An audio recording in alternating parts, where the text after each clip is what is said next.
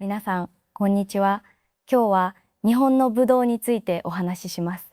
武道には空手、柔道、剣道、合気道、居合道、柔術など様々な種類があります。どの武道にも体を鍛える面だけでなく、礼儀や心の持ち方を学ぶという大切な考え方があります。技の強さだけでなく、人としての成長を目指すのが武道の魅力です。日本の武道は、もともと武士の訓練や護身の技から発展してきました。戦の時代には実践的な技が重視され、平和な時代には心や霊の教育へと形が変わっていきました。今では学校教育や地域の道場でも学ぶことができ、年齢や体力に合わせて続けられる文化になっています。武道では、礼に始まり礼に終わるという言葉がよく使われます。稽古の前後に礼をし、道場や道具にも敬意を払います。相手を大切にし、自分の心を整えることで、安全で気持ちの良い稽古ができます。礼儀は技術と同じくらい重要な学びです。多くの武道では、道着と帯を身につけます。色や形は武道によって少しずつ違いますが、清潔で動きやすいことが大切です。帯の色にはレベルの目安があり、白は初心者、黒は上級者を示すことが多いです。道着を丁寧に畳むことも心を整える練習になります。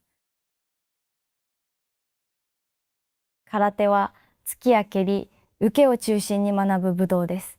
基本の立ち方、姿勢、呼吸を身につけ、肩や組手で技の正確さと集中力を高めます。力だけではなく、タイミングや間合いを理解することが上達のポイントです。礼儀正しさと静かな集中が空手の強さを支えます。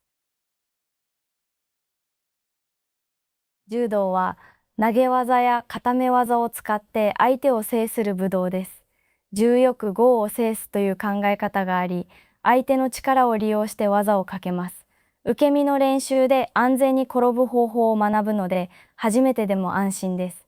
試合では技の美しさやコントロールも評価されます。合気道は相手の力を受け流し、円の動きで崩していく武道です。力比べではなく、呼吸と体の重心、リラックスした動きを大切にします。関節技や投げの形が多く、相手を傷つけない方向へ導くのが特徴です。静かな稽古の中で心の落ち着きも育ちます。剣道は、しないと防具を使い、気合と足さばき、正しい打突を磨く武道です。面、小手、胴、突きの有効打突を狙い、姿勢と礼儀がとても重視されます。稽古では大きな声で気合を出し、心と体を同時に鍛えます。素早い判断と勇気が求められます。柔術は、投げ、関節技、締め技など、多様な技で相手を制する伝統的な技法の総称です。現代では寝技の練習も重視され、体格差を超えて安全に学べる工夫があります。技の流れを理解し、無理をしない体の使い方を身につけることが大切です。居合道は刀を安全に扱い、静かな集中の中で抜刀と納刀の所作を磨く武道です。素早さだけでなく、姿勢、呼吸、目線の使い方が重要です。一つ一つの動作に心を込めることで、動きが美しく整います。内面の成長を感じやすいのも魅力です。道場では、入退場の礼、稽古前後の挨拶、道具の扱いなど、基本のマナーを守ります。遅刻をしない、指示をよく聞く、仲間を尊重することが大切です。安全のために爪を短くし、道着を清潔に保ちます。小さな習慣が良い稽古の空気を作ります。多くの稽古は、準備運動、基本練習、型や技、応用の順で進みます。はじめに体を温め、怪我を防ぎます。基本を丁寧に繰り返し、少しずつ難しい動きへ進むと上達が早くなります。最後に整理運動や礼で心身を鎮めます。怪我を防ぐために正しい姿勢、呼吸、関節の向き、力の入れ方を学びます。力を入れるときと抜くときの切り替えが効率的な動きを生みます。無理をしない、痛みを我慢しない、道具を丁寧に扱うことが安全な稽古の基本です。呼吸は技の安定と心の落ち着きに直接つながります。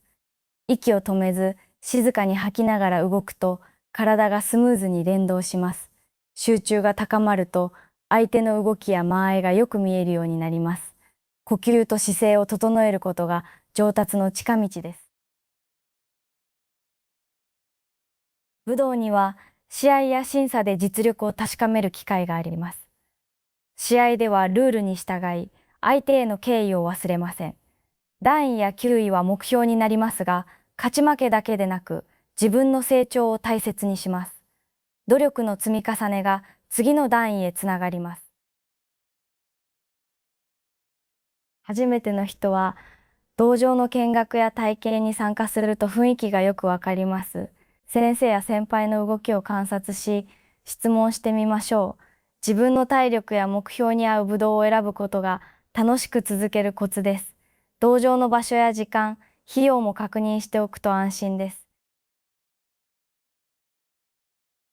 上達のコツは少しずつでも続けることです。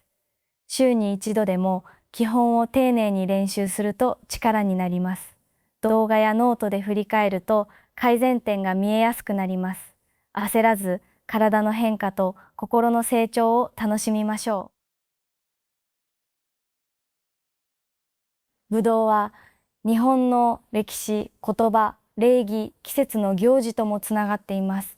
挨拶や気合、道具の名前を学ぶことで日本語の理解も深まります。